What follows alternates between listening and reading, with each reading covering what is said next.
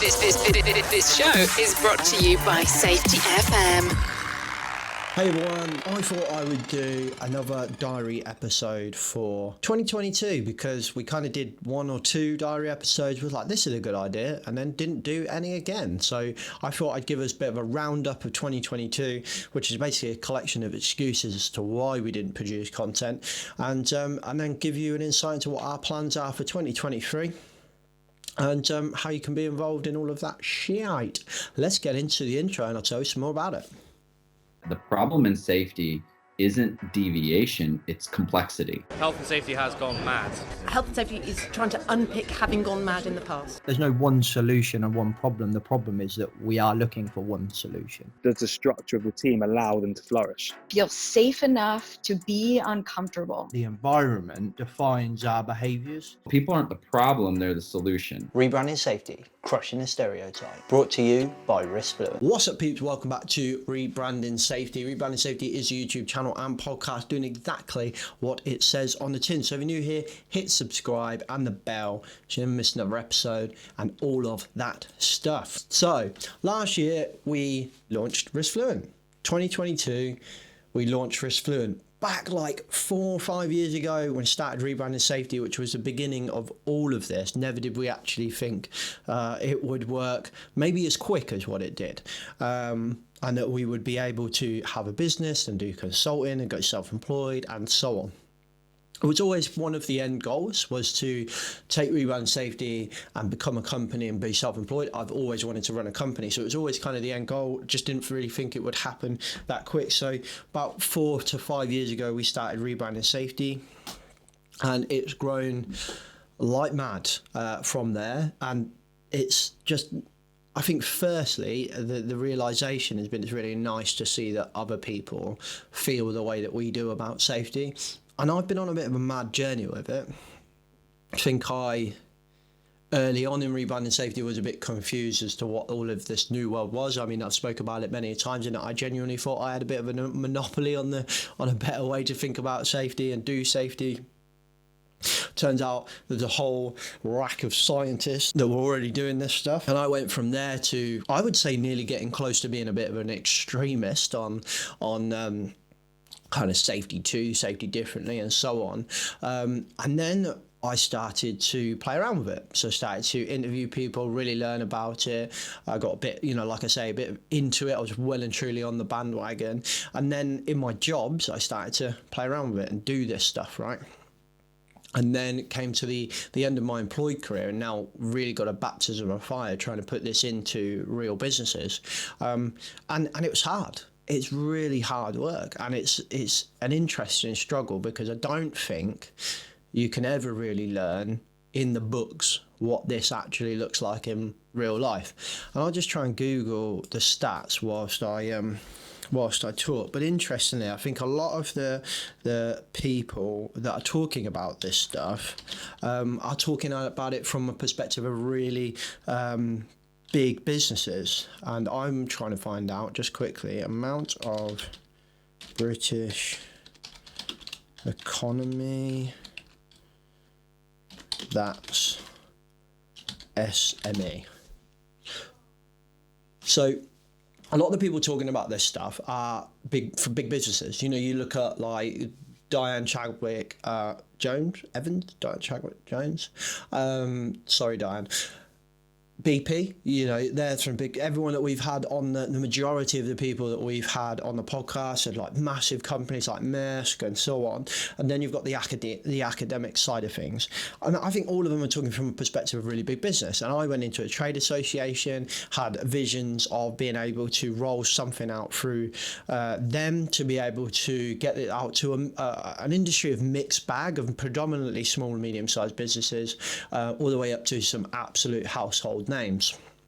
And unfortunately, business redesigned, and we were going different directions. So at that time, Rebrand Safety was getting a lot of attention, and we went over to Risk Fluent, which I don't regret. Best decision I've ever made in my life. Also the hardest decision I've ever made in my life, and the hardest journey I've had over the first year, which we'll talk about in a minute. But to come back to kind of my kind of evolution through safety, which I think Rebrand Safety has been a massive part of, to come back to that point, I think a really interesting thing that we struggled with was, as we started to roll this out, I became really frustrated with the safety profession, and really actually struggled to produce content as enthusiastic as I used to. And I think the culmination of it has been 2022. Because I just kind of had enough of it. And I still have a little bit of had enough of it, particularly LinkedIn. And I kind of tell you the reason why. Because everything we talk about is so far away from real business, small to medium-sized enterprise, of which, and that is why I was Googling it, is 99.9% of the business population. At the start of 2022, there were estimated to be 5.5 million UK private sector businesses. 1.4 of these had employees and 4.1 million had no employees. So 99% of the business population in the UK is small, medium-sized enterprises. And I think us on LinkedIn, the safety 2 people that are all having these debates, I think us mature safety professionals, I think we're dealing with the top end of the mediums and predominantly the large and maybe even the super large businesses. And I just think 99% of the business economy are missing out on this. And I think we're sitting here bickering about this and that. What should the policy say? This means that, this word, that word. You know, frankly, with the small businesses, it's complete bollocks. It's complete bollocks. And they do not give a shit. But the interesting thing is, I would say they get it a hell of a lot more than the big businesses. You get a business owner for a small business that cares about their people, because sometimes people don't give a shit. People just want to make money or whatever. That's your kind of ethics. And I'm not judging you. That's what you want to do. But ultimately, you find someone that wants to build a big business. So obviously, they're some form of entrepreneur because they've got a business. But they want to do it also by looking after their people. They care about their people. Then they get this stuff, like being people-centered, doing safety that actually feels like it's delivering an impact, actual proper risk management. They get it, they want it, frankly they need it, and they've been screaming out for it for years. And the thing is, our profession has not provided it. And then I go onto LinkedIn and we're all just fucking bickering with each other about, oh no, it's actually, I don't think that's the right way to define accountability. I'm not really sure that's how we define resilience. It's like, do you know what? Fucking Bob's Roofing don't give a shit about your definition of resilience or whatever the fuck you're bickering about. Does not give a shit. So I struggled with LinkedIn and the safety profession and producing content to the enthusiastic kind of quality or level that we had been producing today, predominantly for that reason.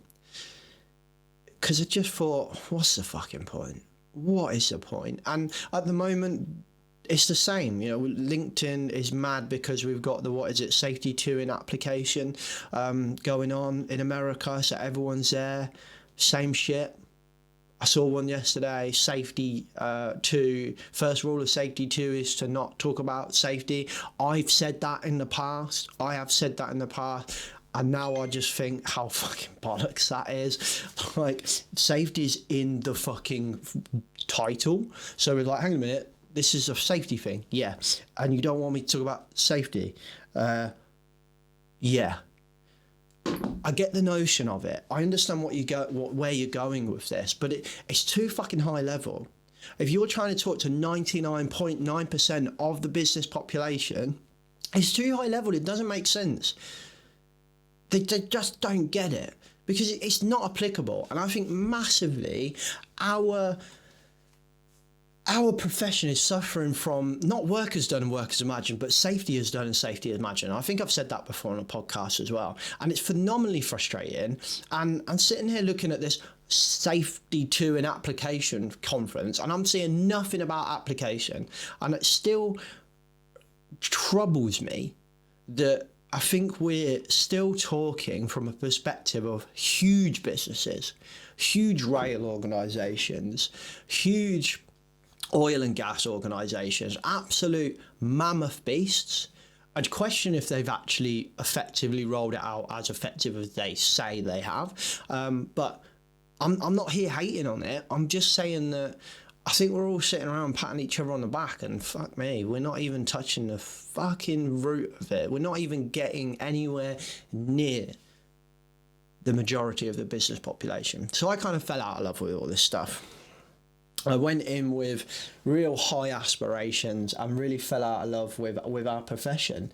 But we're still doing it. We're still trying to come at this from a really kind of, I suppose you could say safety differently, human performance kind of perspective.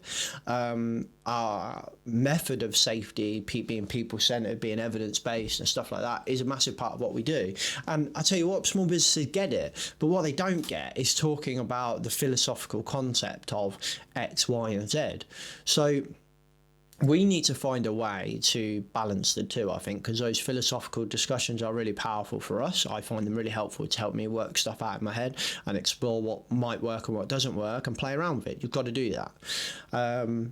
But I just kind of fell out of love with LinkedIn and the safety profession for like a whole year and just doubled down building a business, which is the second reason as to why we didn't put out as much content as we did like to last year. The podcast stayed consistent, kind of consistent. E.g. that something went out each week and then we just put pod clips out to fill the void of that. And we've seen that the growth of the channel has slowed, I think, because of predominantly we're not putting a lot of content out. But I think one of the other reasons is that we're running a business, people, and my priority very quickly shifted from making videos to doing some fucking work and earning some money. And you could say, like, business people would say, well, yeah, you need to double down on your YouTube channel because that's your sales and marketing. Do you know what? Didn't generate anywhere near as much leads and work as we thought it would. So we doubled down on networking, building our local relationships with people. Leveraging relationships that we had and so on. And we doubled down on that. We doubled down on doing work. So that had to take a priority. So therefore, the YouTube channel suffered there. I think the other reason is it's just fucking stressful running a bit. Oh, I just fucking turned my stand-up desk down to the other one. It's just fucking stressful. And like coming home from like, I don't know, 10-hour day because you had to travel X amount of miles, and then to sit down and go through numbers or try and generate some more leads or sort out emails or whatever, you kind of never switch off. Then the thought of having to generate some content for a profession that I'd kind of fallen out of love with, for a topic I kind of fell out of love with for the year, it just wasn't going to happen. So it kind of fell by the wayside a little bit. Then on the other side, like on a more positive note, the business went fucking nuts. Like 6 months in, first 6 months, stressful as hell. I was crying. I was like, was not in a good place, like just miserable, stressed to a level of stress I've never been before.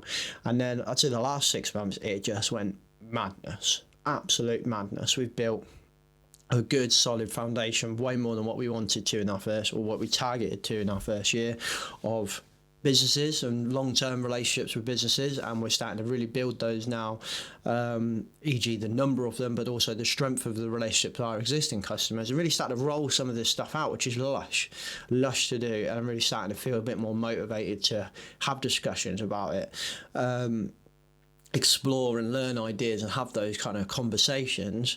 But I wasn't before, because it just wasn't working and it didn't make sense and no one got it. And I'm still trying to work it out in my head, but ultimately we're in a bit of a better place with it.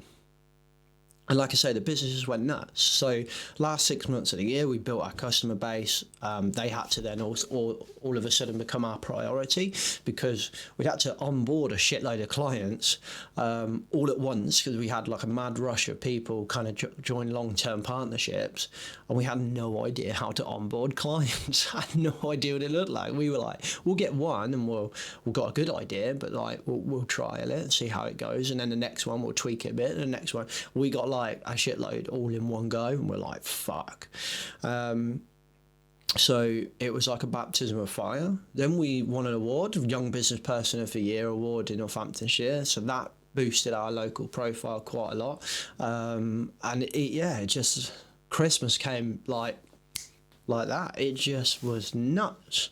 And got to Christmas and essentially collapsed.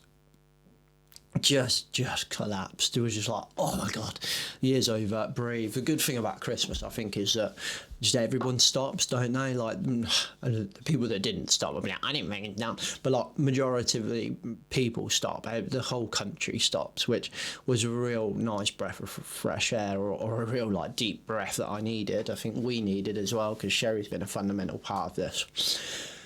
And then over the Christmas break, we kind of didn't really talk about any business whatsoever. No safety, no business, no nothing. And it was frankly, it was fucking lovely.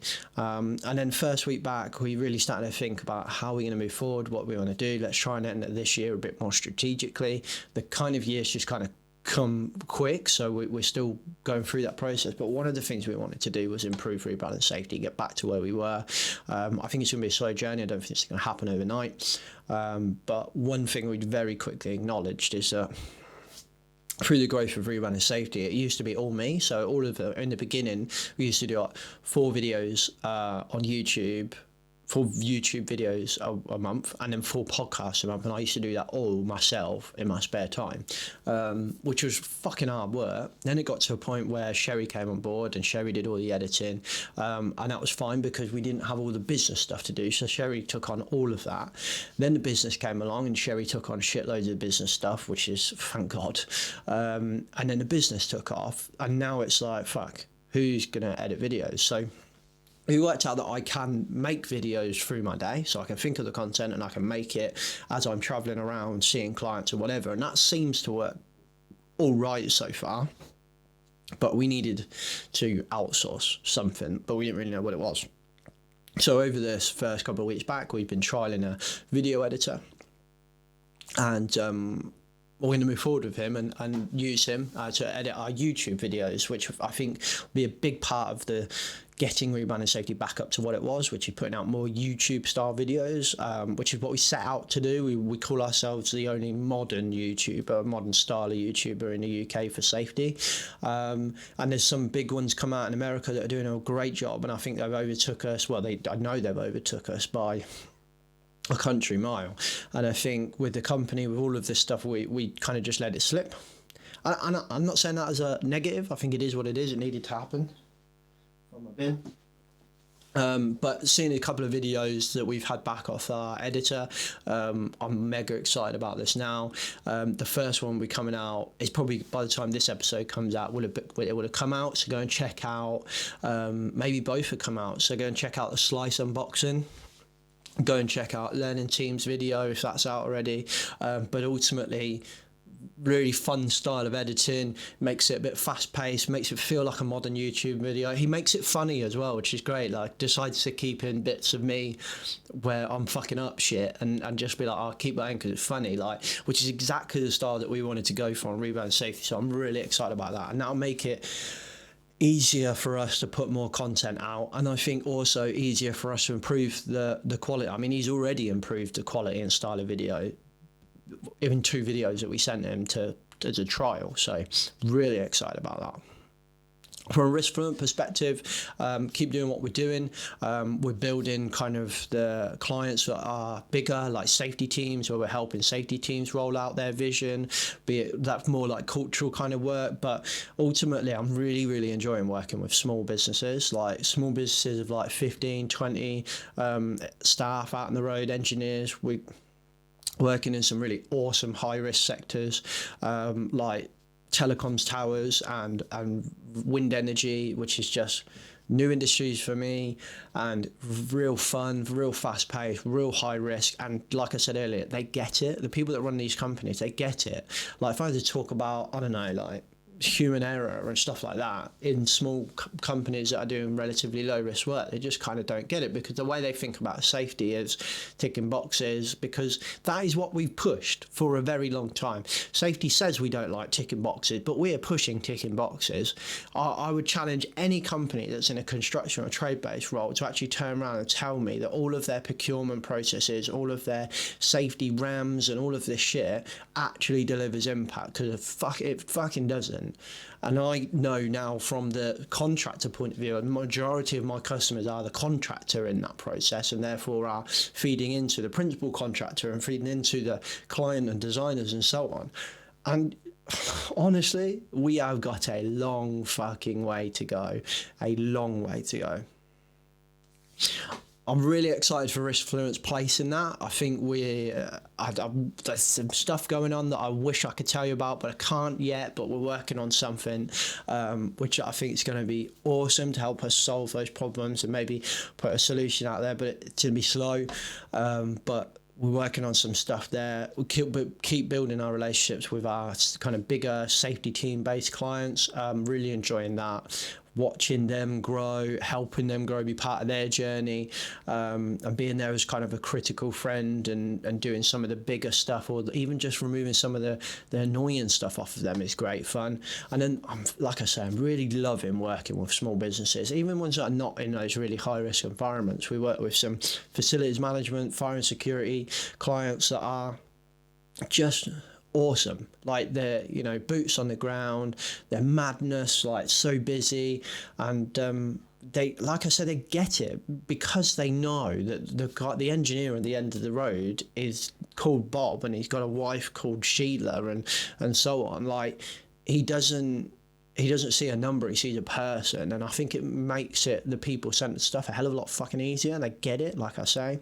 I really enjoy just building relationships with them. So that's been the first kind of year, and then that's the kind of future, is to carry on doing that, keep building relationships with clients, keep helping safety professionals, keep pushing the health and safety network as well. I mean, that's been going on in the background as well, in that we've had Risk Fluent going through what it's doing, then we've took Project Millennium and rebranded that as Health and Safety Network.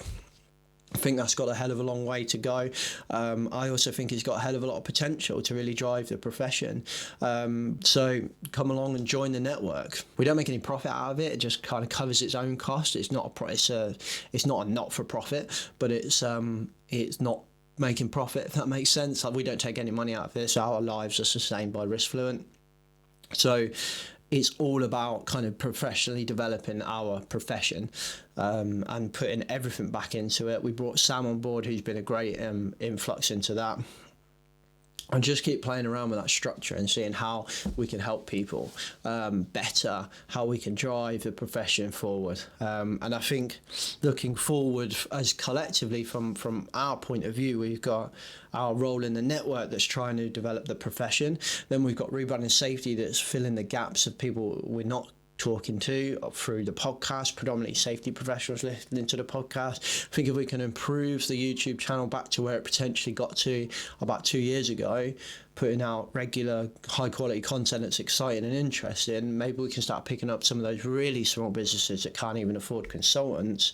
And then we've got Risk Fluent, who's partnering with businesses, helping safety teams, helping small businesses grow. And I think that trifecta of stuff that we've got there, I'm really excited to see what Risk Fluent, Rebranding Safety and the network can do to try and drive some positive change. Because ultimately, I think if I get to my deathbed and we're still fucking killing on average 130 people a year, I'll be really disappointed. I've had some really interesting conversations about that with some people that think it's kind of like the cost of economy. Maybe that's a podcast episode that needs to be had, whether someone feels comfortable saying that on a podcast. I'm not sure it is, and even if it maybe is, statistically speaking, I'm not sure I want to accept that it is, if that makes sense. We're going to try and do some more kind of expo-y type stuff. So we did the PASMA stuff last year. We've got a small business expo coming up in Northamptonshire in February. So if you're in Northamptonshire area, come along Sywell, I think 8th of February. Be great to see some of you. I'm not sure that we'll do any kind of safety expo stuff. We applied to be a speaker through SHP. Let's see what we get from that. Yeah, I think that we would like to do a couple more expos, but they cost money and the safety ones are phenomenally expensive. And I'm not sure really that's where we could get predominantly a lot of our work, even though weirdly enough, predominantly our audience on Rebrand Safety is safety professionals. This marketing and sales stuff is fucking weird, honestly. I'm not sure how it works. So those of you that do that for a job, you're a genius. So I suppose in a nutshell, that's everything. That's kind of the year last year. It's been a turbulent journey, but a good one.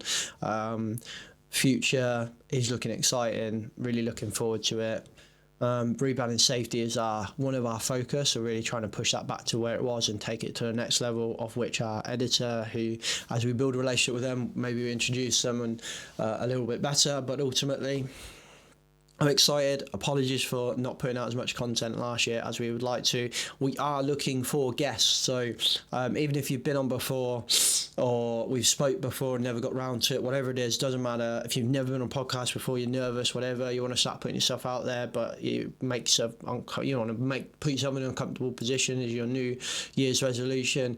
Come on a podcast. Let's talk about something. I'm really excited to get some perspectives on and really start challenging us in the way that we think, like we've been challenged last year, and also challenge the profession a bit more and get us to push and push and push for us all to be better and have those difficult conversations. I think Rebranding Safety is the place to do that. So please, if you are debating coming on a podcast, you've got something to say, something you want to talk about, please come on over to Rebranding Safety. Drop me an email, James at Risk Fluent Ltd, or drop Sherry an email, Sherry at Sherry is SHERRY at riskfluentltd.com, or you can even fill out a little form on our website, riskfluentltd.com. Keep an eye on our website. We're going to keep building that. There's some stuff to come, but it will take a while to get on there.